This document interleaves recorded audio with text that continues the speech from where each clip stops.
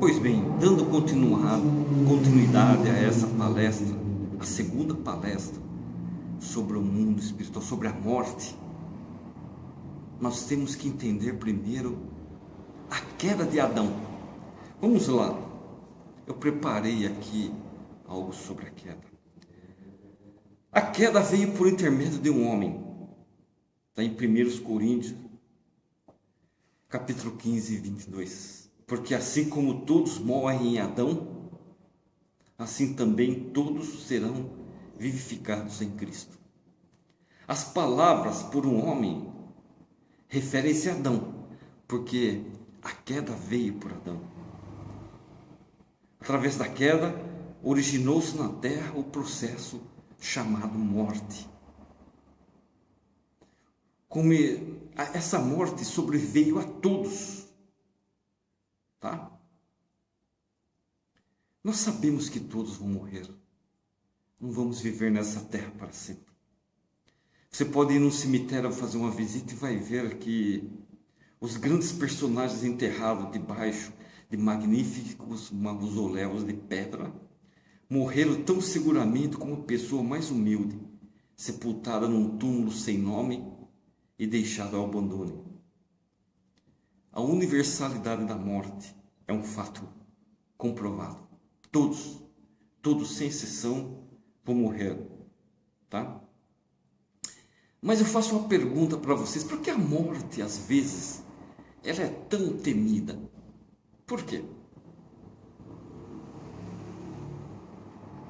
Por exemplo, às vezes conhecemos pessoas que têm uma enfermidade prolongada, um câncer, pessoas que estão agonizando, e para eles é difícil enfrentar o processo da morte. Eles tentam lutar pela vida, porque muitos, eu e todos os seres humanos, temos medo do desconhecido.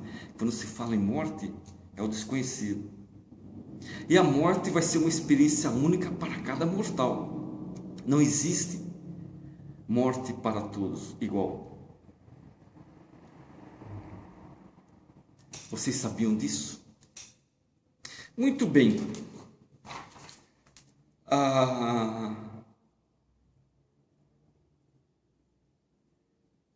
De acordo com os profetas e mesmo o Salvador Jesus Cristo, os espíritos de todos os homens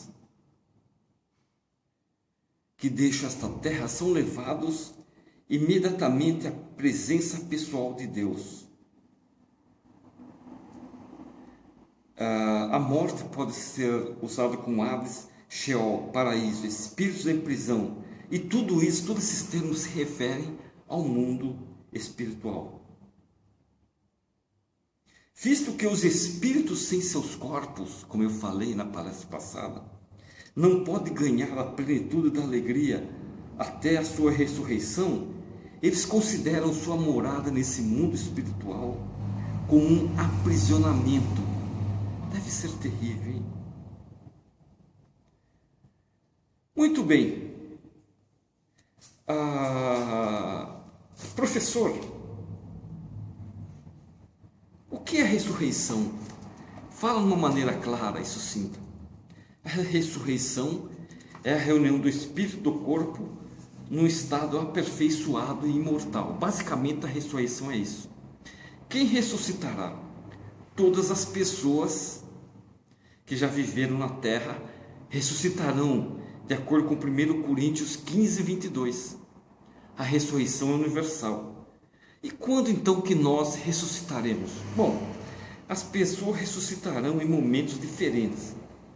Nós sabemos que a ressurreição de Jesus Cristo deu início à primeira ressurreição, ou ressurreição dos justos, como queiram chamar. Algumas pessoas justas já ressuscitaram desde aquela época. Após a segunda vinda de Jesus Cristo, muito mais pessoas dignas ressuscitarão.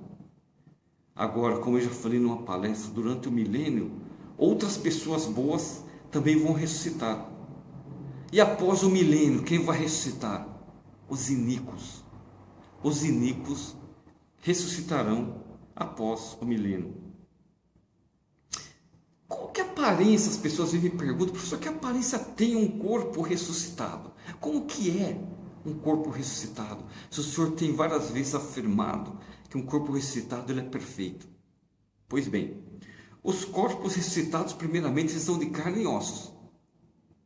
Tá? São imortais, não são mortais, eles são imortais. Tá? Eles são gloriosos e belos. Não há nada mais bonito de se contemplar que um homem ou uma mulher que ressuscitou. É muito lindo. É um corpo diferenciado. O que acontece depois de gente ressuscitar?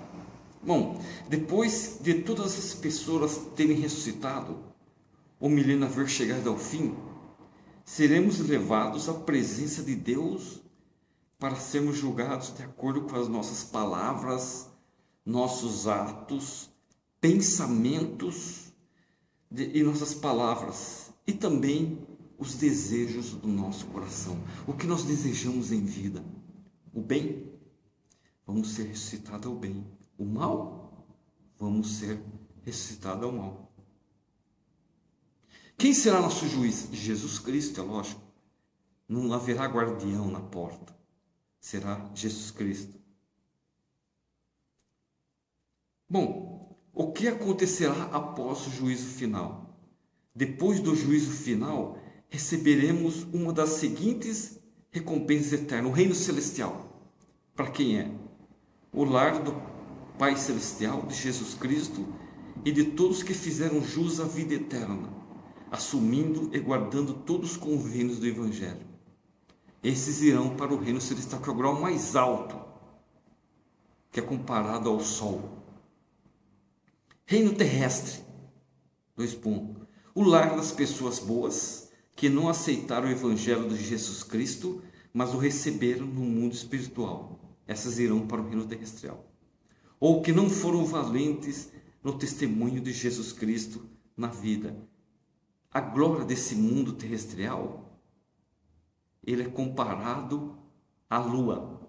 A glória do mundo celestial é comparado ao sol. Olha a diferença. E o reino celestial, que é a terceira recompensa, é o lar daqueles que foram iníquos e não aceitaram o Evangelho de Jesus Cristo. E eles serão aqueles que só vão ressuscitar após o milênio. Esses são os iníquos, as pessoas que só querem bagunçar, badernar aqui na terra, só escolher as coisas ruins.